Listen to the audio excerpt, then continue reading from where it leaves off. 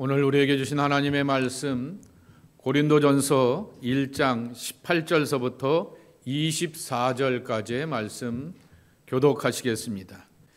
십자가의 도가 멸망하는 자들에게는 미련한 것이요 구원을 받은 우리에게는 하나님의 능력이라.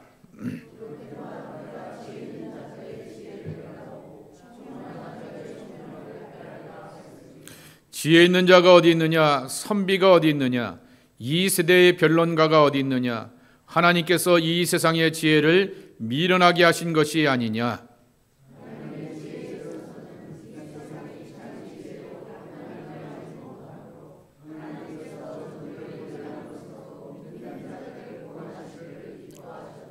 유대인은 표적을 구하고 헬라인은 지혜를 찾으나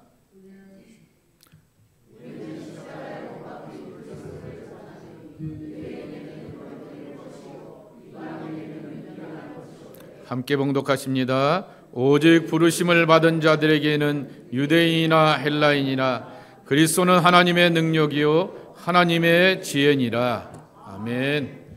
사도 바울이 in Christ 그리고 with Christ 그리스도와 안에서 그리스도와 함께 사는 것을 경험하게 되었습니다.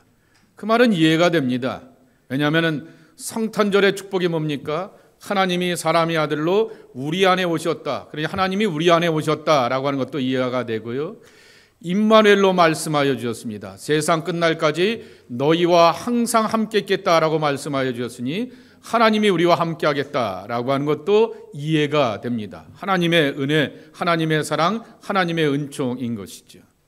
근데 반대로 내가 예수님 안에 내가 예수님과 함께 살아가는 것은 도대체 어떻게 사는 법일까? 그렇게 살아야지 성숙한 신앙이요, 온전한 신앙이요, 열매 맺는 신앙이라 말씀하시는데 어떻게 사는 걸까라고 하는 것입니다. 사도 바울이 하나의 우리가 잘 알고 있는 심볼을 통하여서 들려주게 됩니다. 십자가의 도 혹은 십자가의 이치라고 하는 말씀입니다. 그러니까 우리가 신앙생활하면서 예수님이 나의 죄와 허물을 용서하시기 위해서 십자가 위에서 죽으셨습니다 라고 하는 이 고백은 한 번이면 됩니다. 그건 하나님이 하신 것이고 누가 바꿀래야 바꿀 수도 없는 것이고 세상에 어떠한 권세와 잘난 사람도 그거 아니다 라고 부정할래야 부정할 수 없는 방법이라고 하는 것입니다. 근데 중요한 것은 예수님이 십자가에 죽으셔서 나의 죄와 허물과 모든 연약함을 용서하셨다라고 하는 이 십자가의 구원의 이치뿐만 아니라 나도 예수님처럼 사람의 아들로 오셔서 자기를 포기하고 자기를 십자가에 못 박게 되었는데 죽고 멸시와 처형 가운데서 끝나는 것이 아니라 부활하시게 하셨던 그 하나님께서 나도 살리네 나도 부활시키네 하는 이 부활의 능력을 경험하게 되는 것이 오늘 사도 바울이 강조하게 되었던 십자가의 도, 십자가의 이치, 십자가의 원리, 십자가의 뜻이라고 하는 말씀입니다. 이 이치라고 하는 말은 좀 이따 말씀을 드리겠지만은 노고스라고 하는 그러한 뜻을 담고 있습니다. 그래서 사도 바울이 강조한 것은 십자가를 본받으면서 내 신앙과 삶이 온전하고 건강한 모습으로서 세워진다라고 하는 것입니다. 그래서 예수님의 희생, 그건 제발 예수님만 그렇게 말하지 말고도 너도 좀 하나님 앞에 자신을 포기하고 내어드리면서 살아봐라라고 하는 것입니다. 근데 바울이 그렇게 살아보게 되었더니 내가 내 자존심을 깎고 종이 되고 섬기고 낮아지게 되었더니 내가 멸시와 천대를 받는 것이 아니라 오히려 나를 살리시며 역사하시는 하나님의 능력과 은혜를 경험하기 때문에 십자가를 본받는 삶, 이것이 바로 우리의 평생의 신앙의 축복이 되고 숙제가 되어야 한다라고 하는 것입니다. 바울은 복음의 많은 열매를 맺는 영광된 사역을 하게 되었지만은 그의 사역의 뿌리는 항상 그리스도의 고난의 십자가에서부터 출발합니다. 사도 바울에게 있어서 예수 그리스도의 십자가는 기독교 신앙의 중심, 핵심이라는 사실입니다. 바울의 반복되는 선포는 그리스도의 십자가에 대한 본질성에 대한 선포라고 하는 것입니다. 바울은 이 원리를 따라서 십자가 위에서 자기 낮아짐과 포기로 복음의 결실을 맺게 되었습니다. 자, 갈라디아서 4장 19절 한번 읽을까요? 나의 자녀들아, 너희 속에 그리스도의 형상이 이루기까지 다시 너희를 위하여 해산하는 수고를 하노니 그랬습니다. 모든 사람들이 그 안에 예수님의 형상, 예수님의 마음, 예수님의 뜻이 함께 세워지기를 원한다라고 하는 것입니다. 다시 표현하게 되면 여러분들이 자식을 키워갈 때 이 자식이 지 마음대로가 아니라 내가 갖고 있는 꿈, 내가 갖고 있는 반전함, 그리고 내가 갖고 있는 신실함, 좋은 사람들의 그 신실함과 뜻과 모범을 본받아서 지 맘대로 사는 것이 아니라 그래도 괜찮게 살고 잘 살았던 분들의 그 마음을 가슴에 품고 그 나름대로 뜻깊고 의미 있게 살기를 원하는 것처럼 신앙인에게는 결국 예수밖에 없지 않느냐라고 하는 것입니다. 예수님을 이렇게 닮아서 살려고 하게 되는데 그럼 뭐 갖고 사느냐라고 하는 것이죠. 십자가밖에 없다라고 하는 말씀이라고 하는 것입니다. 예수 그리스도에 대한 사도 바울의 신앙의 고백의 정점은 그의 십자가의 도리, 길과 이치에 대한 이해라고 하는 것입니다.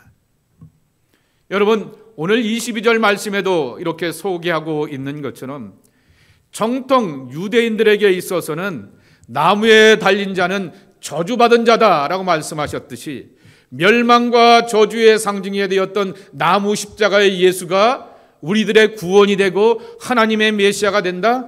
받아들일 수 없다라고 하는 것입니다.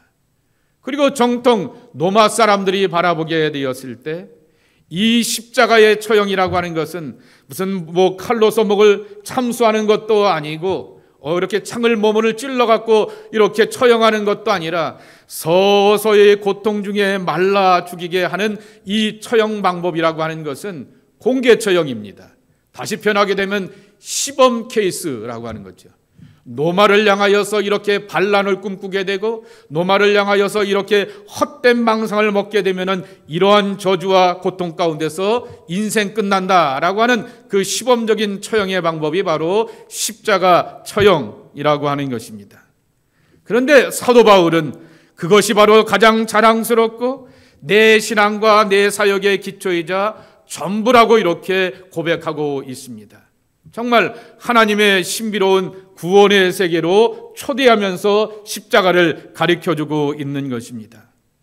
오늘 본문도 사도 바울은 이런 원리를 가지고서 말 많고 탈 많은 고린도 교회를 향하여서 권면합니다.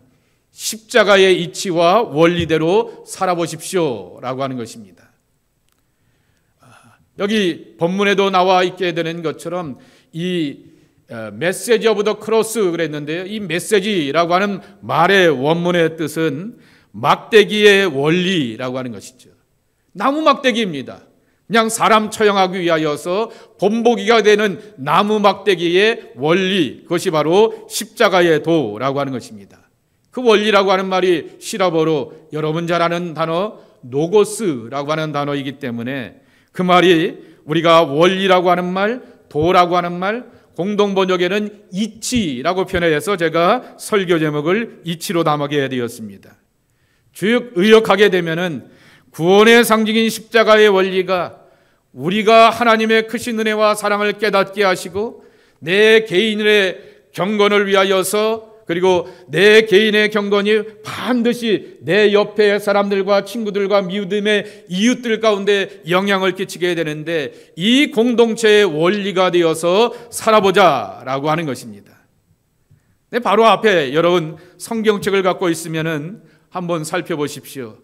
이 십자가의 도와 반대되는 표현이 뭐냐라고 하게 되면은 17절에 보게 되면은 말의 지혜라고 하는 표현입니다.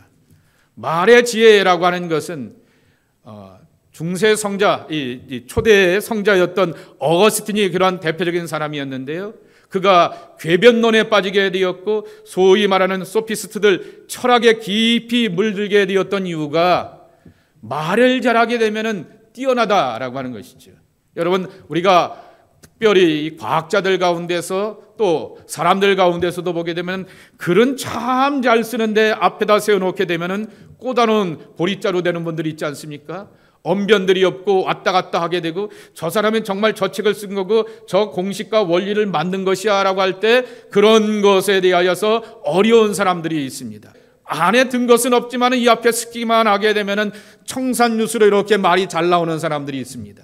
그런데 그런 사람들을 이 고대의 사람들은 탁월한 사람이고 굉장히 깊이가 있는 사람이고 우리의 지도자와 능력이 있는 그러한 사람이라 생각하게 되었던 것입니다. 그러니 그런 말주변과 그러한 해박함을 가지고서 자랑하게 되면서 그럴듯한 예화나 설명을 가지고 또는 말의 명석함을 가지고서 우리를 설명하는 그것으로 나는 살지 않겠다라고 하는 것입니다. 바로 18절 말씀 그대로 십자가의 도로 내가 살겠다라고 하는 것입니다. 저 유대인들이 바라보게 되고 로마 사람들이 바라보게 되었을 때는 참 어리석고 멸망에 가증한 것들을 쫓아간다라고 말하게 되지만은 내가 이 도로 살아가게 되었더니 하나님의 능력이다라고 하는 것입니다. 바울은 평생 신앙체험이라고 하는 건, 공적인 신앙체험이라고 하는 것은 딱 한 번 있습니다. 이것을 사회학에서, 종교사회학에서는 신앙체험, 종교체험이라 이렇게 말하게 되는데 다메섹 체험 한 번밖에 없습니다. 이건 뭐 남들은 이렇게 몰랐지만은 그러나 모든 사람들 앞에 놓여져 있게 되었을 때 그가 일평생 경험하게 되었던 신앙체험은 다메섹 도상에서 하늘의 음성을 듣게 되고 예수님의 음성을 듣게 되고 말에서 꼬꾸라지게 되었고 그 말에서 꼬꾸라지는 것은 자기만 당한 것이 아니라 주변 사람들이 함께 지켜보았기 때문에 이 체험은 모든 사람들이 알고 있는 유일한 공적 체험이라고 하는 것이지요. 그러니 그에게는 도대체 예수가 뭔지 이해가 되지를 않는 것입니다.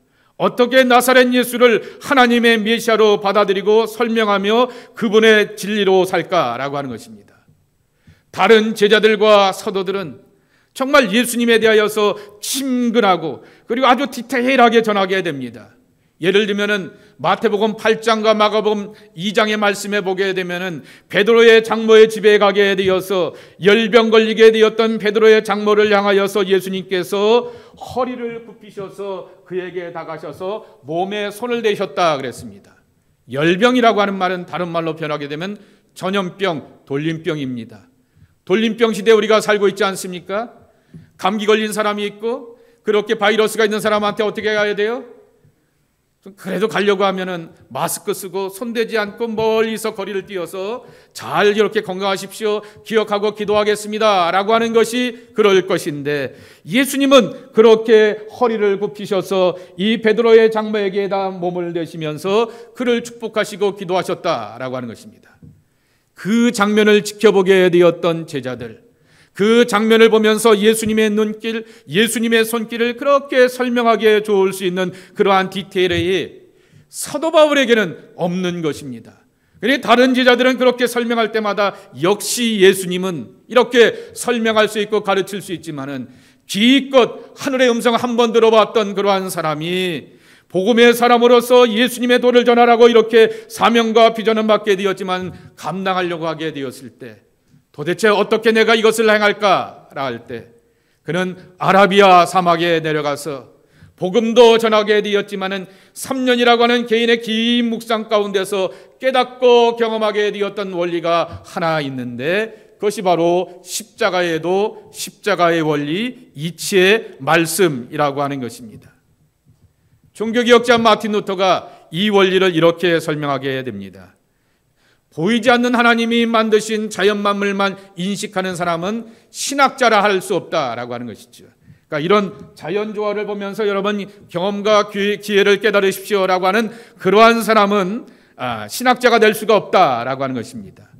출애굽기 33장 23절 말씀에 보게 되면은 모세가 하나님의 등짝만 바라보게 되면서 하나님 경험하게 되었지만은 산 밑에 내려오게 되었을 때는 사람들이 그의 얼굴의 광채와 빛남과 거룩함을 바라보게 되면서 차마 그에게 가까이 갈 수 없는 그러한 경험을 하게 되었듯이 내 것으로 소화시켜 나가고 내가 만난 하나님으로서 새롭게 정립해 나가는 그러한 신앙의 표현들이 필요하다라고 하는 것입니다. 여러분 한번 생각해 보세요. 누군가의 등짝을 보고는, 김주현 목사의 등짝을 보고는 오늘 김주현 목사의 얼굴을 보았다라고 말하면 됩니까? 아니지 않습니까?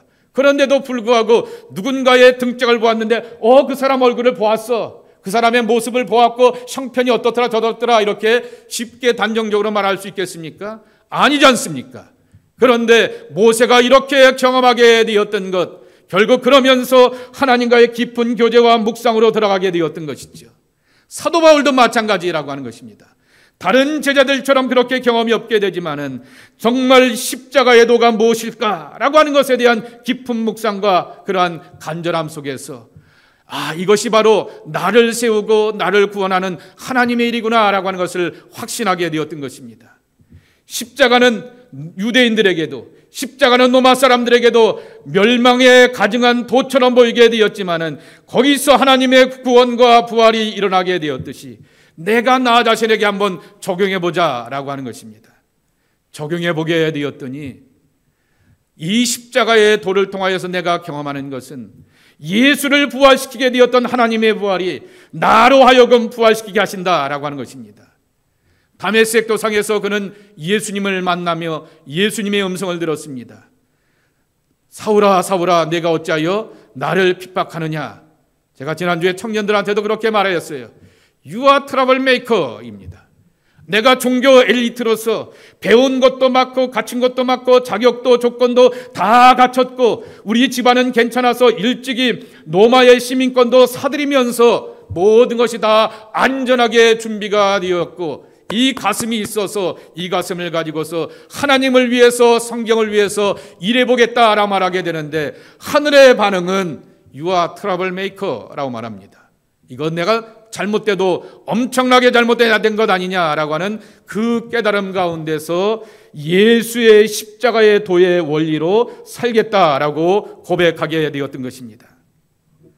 여기 고린도전서 2장 22절 말씀해 보게 되면은 이런 말씀이 있습니다. 내가 너희 중에서 예수 그리스도와 그의 십자가에 못 박힌 것 외에는 아무것도 알지 않기로 작정하였음이라 그랬습니다. 갈라디아서 6장 14절 말씀해 보게 되면은 내게는 우리 주 예수 그리스도의 십자가 외에 결코 자랑할 것이 없다라고 고백하게 되었습니다. 왜 십자가의 이치가 우리에게 필요할까? 첫 번째 한번 따라해 보실까요? 떨림입니다. 십자가의 영성은 하나님 앞에서 온전한 자기 자신이 되기 위함이라고 하는 것입니다. 영성이라고 하는 것은 예수 그리스도 안에서 경험되는 하나님과 나와의 관계입니다.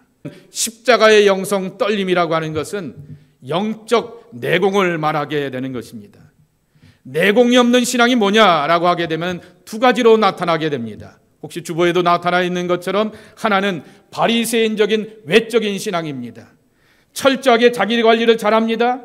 철저하게 자기 준비를 잘하게 됩니다. 예배 출석, 여러 가지 신앙의 훈련들, 교회에서 시키는 것들 잘합니다.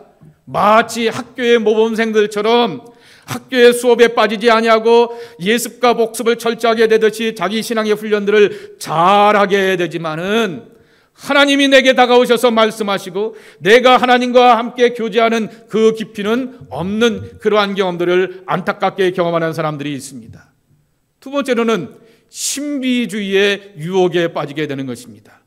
아무개는 기도하다 보게 되니까 방언도 하게 되는데 아무개는 이렇게 어디 집회 가다 보게 되니까 예언도 받게 되고 어떤 은사도 있고 누군가는 심각하게 아프다가 기도하게 되니까 병고침도 받게 되는데 이런 하나님의 역사가 왜 내게는 없지라고 생각하게 되면서 그런 데 쫓아가게 되었다가 몸도 망가지게 되고 가정도 망가지게 되고 삶도 망가지게 되는 그러한 사람들도 보게 되는 것입니다. 십자가를 본받는 삶은 인간의 노력으로 될 수 있는 것이 아닙니다. 사도 바울이 고백하게 되었던 그리스도의 십자가, 나도 나 자신을 하여서 못 박게 없어서라고 하는 그 고백, 갈라디아서 5장 24절에 있는 말씀입니다.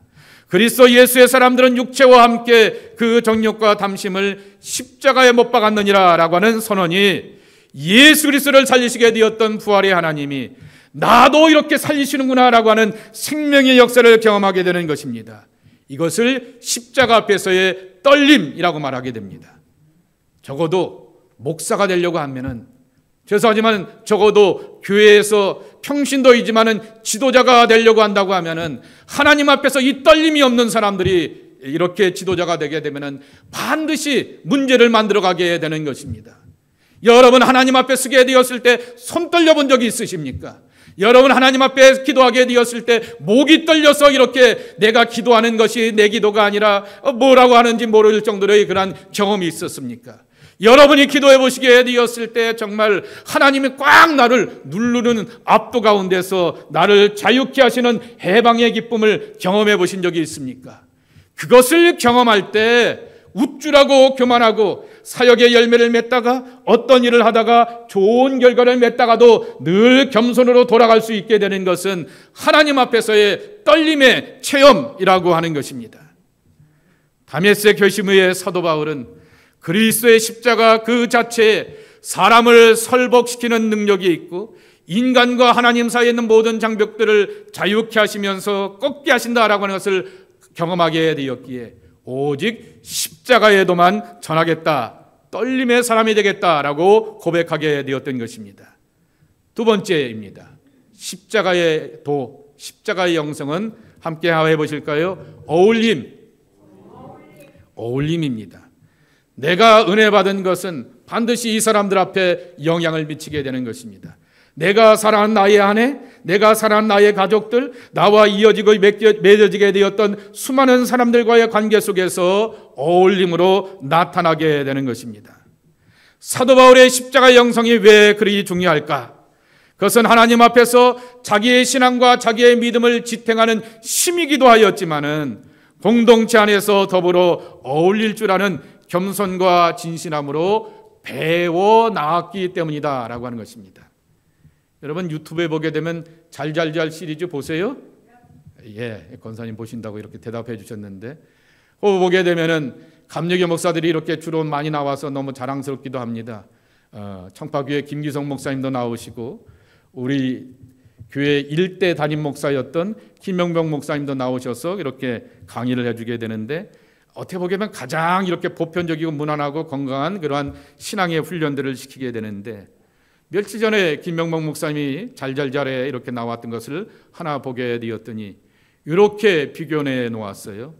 드러내는 신앙과 드러나는 신앙이라고 하는 것입니다. 드러내는 건 뭐냐라고 하게 되면 하나님이 축복하셔서 내 아들이 잘 됐어요.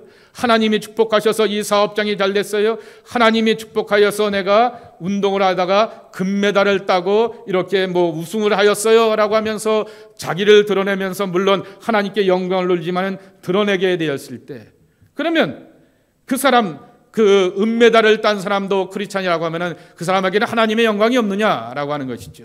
그리고 진정한 신앙이라고 하는 것은 약자와 패배자에 대한 배려인 것인데 나만 하나님 앞에 영광 돌리게 되면 그 사람은 도대체 뭐냐라고 하면서 드러내는 것이 표현이 죄송하지만은 다른 사람들을 향해서 기분 나쁘게 하고 정말 이렇게 삼켜 있게 하는 그러한 경우들도 나타난다라고 하는 것입니다. 반대로 드러난다라고 하는 것은 아무 말 하지 않게 되었지만은 그 사람하고 같이 있어 보게 되니까 정말 신앙의 깊이가 보통 깊이가 아닙니다. 그의 삶을 보게 되었더니 하나님께서 저런 모양으로 저렇게 하나님의 은총과 복이 함께 하시는구나 라고 하는 것을 깨닫게 되면서 그와 더불어 가까이 싶어하고 그와 더불어서 배우고 싶어하게 되고 그의 삶의 흔적들을 함께 보면서 내 신앙을 돌아보게 하는 드러나는 신앙이 있다라고 하는 것입니다. 그것을 고린도의 말씀에 보게 되면 사도 바울이 향기라 말하게 되고 냄새라 말하게 됩니다. 먼저 고린도후서 2장 15절의 말씀을 보겠습니다. 한번 읽을까요? 시작.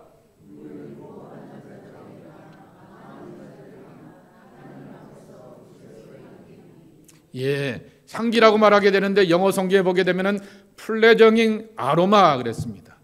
아로마 향기가 누군가에게 기쁨이 된다라고 하는 거죠.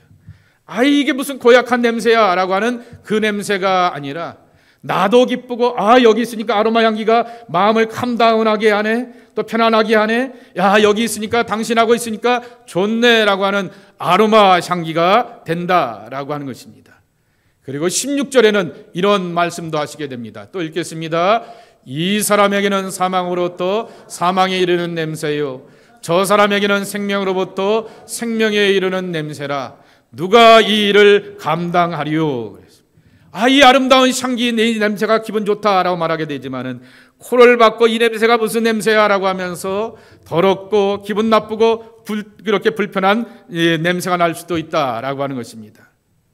내가 십자가의 영성으로서 살아갈 때 내 몸의 향기가 구약의 제물과 같이 하나님이 흠양하시는 그러한 향기가 되고, 그 제물을 이렇게 함께 연락한 다음에 친구들을 부르고 가족들을 부르고 이웃들을 불러서 화목제물을 함께 나누면서 식탁의 교제를 나누게 되듯이, 나도 배부르게 하고 친구들도 배부르게 하는 그러한 향기로서 남아야 한다라고 하는 것입니다. 고린도 교회의 문제점은 탁월한 지도자들이 참 많았습니다. 아볼로에게 영향을 받았던 지도자도 있었습니다. 베드로에게 영향을 받았던 지도자도 있었습니다. 예수님만 좋아하라고 하는 그리스도파의 지도자들도 있었습니다. 사도 바울이 신흥 지도자로서 탁월하고 깊이가 있어라고 하면서 바울을 추장하는 지도자들이 많았습니다. 문제는 탁월한 많은 지도들이 있게 되었지만 그 안에서 파벌이 너무나 심하였다라고 하는 것입니다. 다시 표현하게 되면은 교회는 영광 있게 되었지만은 교회 안에 겸손과 진실함, 그리고 서로를 돕는 협력과 세움의 마음이 지극히 미약하였기 때문에 어느 누구보다도 바울은 이 고린도 교회를 향하여서 제발 십자가의 도로 살아가시고 십자가의 도로서 자기를 섭고 서로를 세워가십시오라고 이렇게 권면하게 되었다라고 하는 것입니다. 십자가의 영성이 없다라고 하는 것입니다. 고린도후서 4장 1절에 보게 되면은 바울이 이런 말씀을 하게 됩니다. 함께 내가 지도자다라고 하는 자기 지도자를 전파한 것이 아니라 나는 예수님이 우리의 주가 되시고 여러분들을 위하여서 예수를 위한 종으로서만 살았다라고 하는 것을 선포하였다라고 하는 것입니다. 드러나기를 기뻐하는 지도자의 사역이 되지 않고 종으로 서서 섬기셨던 예수님의 마음을 본받는 자로 섬겼다라는 고백입니다. 그렇기 위해서 반드시 필요한 것이 십자가의 영성, 십자가의 도, 그것이 바로 고린도 교회를 어울림의 공동체로 세워갈 수 있게 하신다라고 하는 것입니다. 마지막 세 번째로 울림, 함께 읽겠습니다. 울림. 울려야죠. 내게도 감동이 되고 서로에게도 감동이 되어야 되는 것이죠. 십자가의 영성은 세상을 향한 섬김의 울림이었다라고 하는 것입니다. 고린도 교회는 어느 교회보다도 은사와 능력이 많이 나타나는 교회였습니다. 그런데 어느 교회보다도 내면적인 문제가 많게 되었고 파벌이 많게 되었고 그리고 다툼이 많게 되었던 것입니다. 그리고 그런 교회가 굉장히 비윤리적인 교회였던 것이죠. 제사 문제에 있어서도 자유로워서 함부로 먹고 함부로 행동하고 함부로 말하게 되고, 심지어는 계모와 양아들이 이 성적인 관계를 갖게 되고, 그리고 그런 사람들이 나 교회 지도자입니다 라고 하면서 앞에 서갖고 주장하기도 하고, 이게 교회냐라고 하는 것이 많은 사람들로부터의 실족하는 문제였던 것입니다. 신학적인 전문적인 표현대로 한다고 하게 되면 윤리 없는 영성, 이것이 바로 고린도 교회였다라고 하는 것입니다. 그리고 과거에 우리 한국 교회를 보는 모습이기도 한 것입니다. 여러분 1970년대 80년대 한국 교회 얼마나 탁월한 신앙계 지도자들이 얼마나 많았는지 모르겠습니다.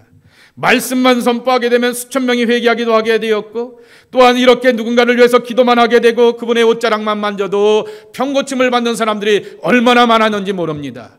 그런데 그분들이 항상 영광을 추구합니다. 그리고 항상 지갑의 두둑함을 추구하게 됩니다.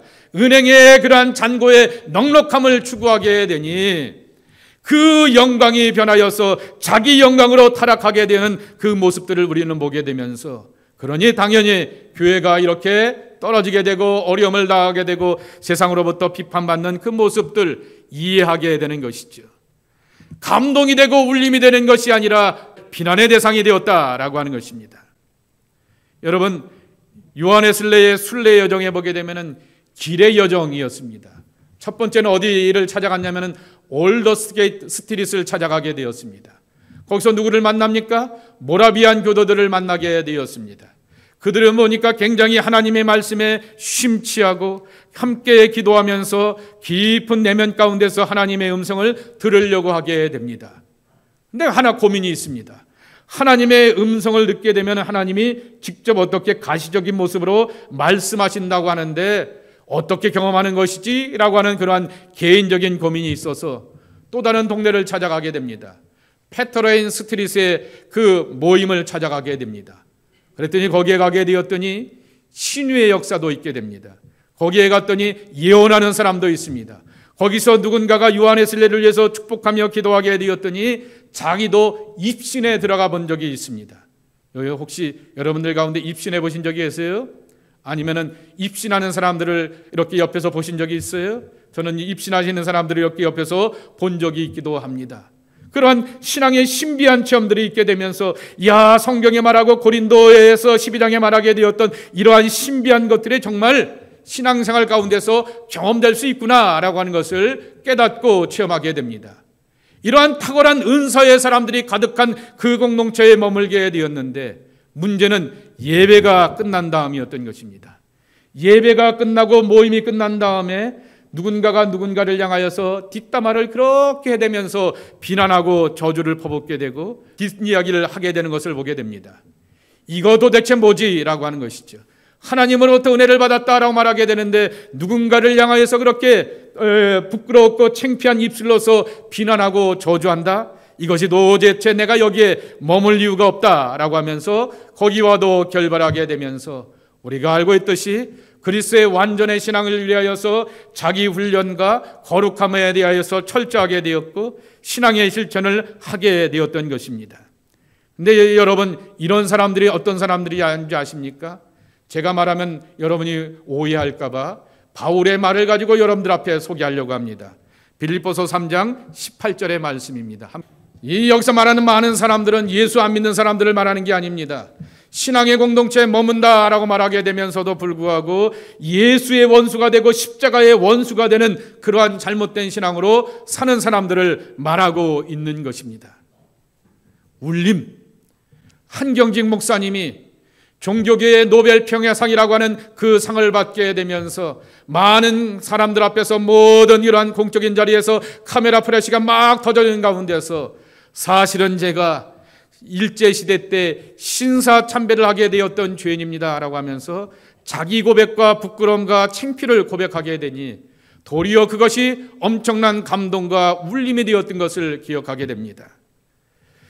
조금만 이렇게 관심을 갖고 적당히 배려하면서 이렇게 환자들을 보게 되면은 내 주머니를 채울 수 있게 되는데도 불구하고 시장통에 어렵고 힘들고 고통스러운 사람들을 향하여서 함께 도와주면서 그 돈 좀 있는 거 있으면 내놓으세요라고 하면서 돈을 모아갖고서 그렇게 오늘날의 한국의 의료보험제를 만들게 되었던 사람이 부산의 시장통에서 그렇게 의료의 길을 걷게 되었던 장기료 장로, 장기료 박사이기도 하게 된 것입니다.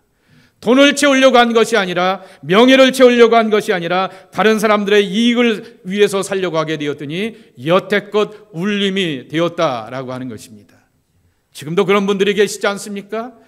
개인 그러한 어카운트 안에 엄청난 돈을 갖고 있게 되지만은 그 돈을 위해서 사회로 이렇게 기부하게 되고 적당한 일부를 가지고서 자기가 친히 사업을 하게 보면서 이익을 남기려고 하는 것이 아니라 그것을 다 내놓고 살아가게 되는 그러한 울림의 젊은 그러한 선교사들도 있는 것을 우리는 지켜보게 되는 것입니다. 하나님이 나의 가슴을 울렸다라고 하면 내 가슴이 또한 누군가에게 거룩한 떨림과 울림으로 남아 있어야 하는 것입니다.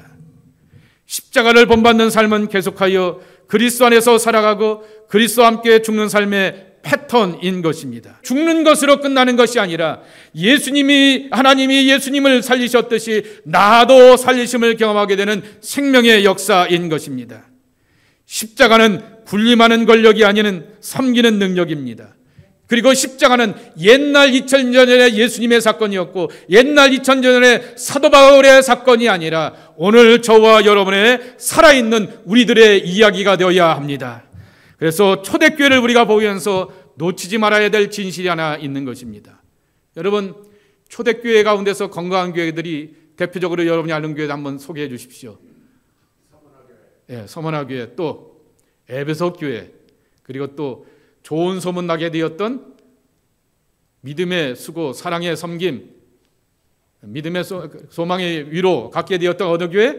데살로니가 교회도 있고요. 그리고 또한 심지어는 사도 바울과 바나바를 선교사로 파송하게 되었던 가장 건강한 교회 안디옥 교회도 있습니다. 자, 여러분 아시는 교회들이 이렇게 쭉 있습니다. 여쭤볼게요. 그 교회들 지금 다 어디 갔어요? 에? 그 교회들 다 어디 갔어요? 아니, 그렇게 잘나고 건강하고 바람직한 모범을 보이고 우리에게도 오늘도 교훈이 되는 교회인데 그 교회들 다 도대체 어디 갔느냐라고 하는 거죠. 누구 사람들로부터 비판받는 고린도 교회가 이런 건 얼마 안 가서 무너지겠지라고 하면서 판단이 되게 되지만은 이런 아름답고 건강한 흔적을 남겨놓게 되었던 데살로니가 교회, 안디옥 교회, 에베소 교회, 서머나 교회 같은 이러한 좋은 교회들 도대체 다 어디 갔느냐라고 하는 것이죠. 가끔 가다 보면 목사님들이 설교하면서 교회론적인 그러한 설교를 하게 되면서 주님의 교회는 영원합니다라고 말하게 되지만은 이거 제가 예를 드는 것처럼 그 예를 들려면은 그거 다 거짓말이죠. 주님은 영원하지만은 하나님의 교회는 영원하지가 않습니다. 심지어는 에베소 교회를 향하여서 에베소서 2장 5절 말씀에 보게 되면은 너희가 회개하지 않고 처음 사랑을 회복하지 않게 되면은 이거 옮기겠다라고 말하게 됩니다. 그러니 우리의 교회를 향하여서도 똑같이 주는 교훈의 말씀인 것이죠. 오늘 기도 때도 당의 언급을 하게 되었던 것처럼 한 해를 정리하고 점검해 보게 되면서 하나님의 교회가 영원하다 꿈도 꾸지 마십시오. 하나님은 이 교회 아니면 다른 교회를 가지고서 이 사람 아니면 다른 사람을 택하셔서 하나님의 일을 얼마든지 할 수 있다라고 하는 것입니다.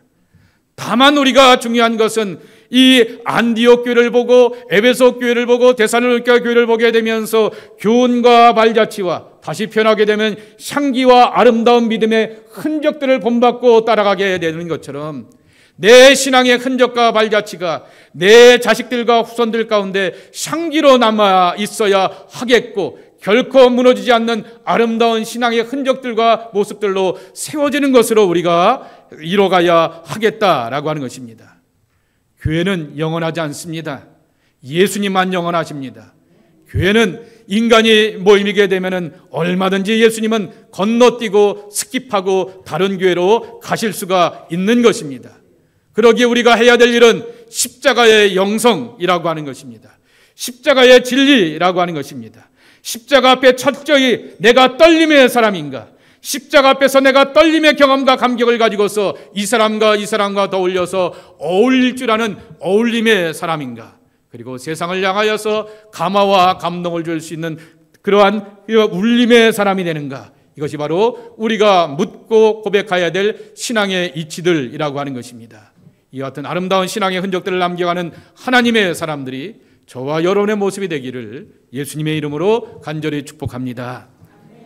하나님, 십자가의 원리로 살아오게 되면서 그게 말이 돼라고 세상 사람들은 말하게 되지만은 바울이 그렇게 살면 살수록 자기를 살리시고 일으켜 세우시는 부활의 능력으로 살게 되었듯이 주님, 나 자신을 꺾고 항복하며 겸손히 진실히 하나님 앞에 나갈 때마다 우리를 살리는 하나님의 부활을 맛보고 경험하는 하나님의 사람들이 저희들 모두가 되게 하여 주시옵소서. 예수님의 이름으로 기도하옵나이다. 아멘.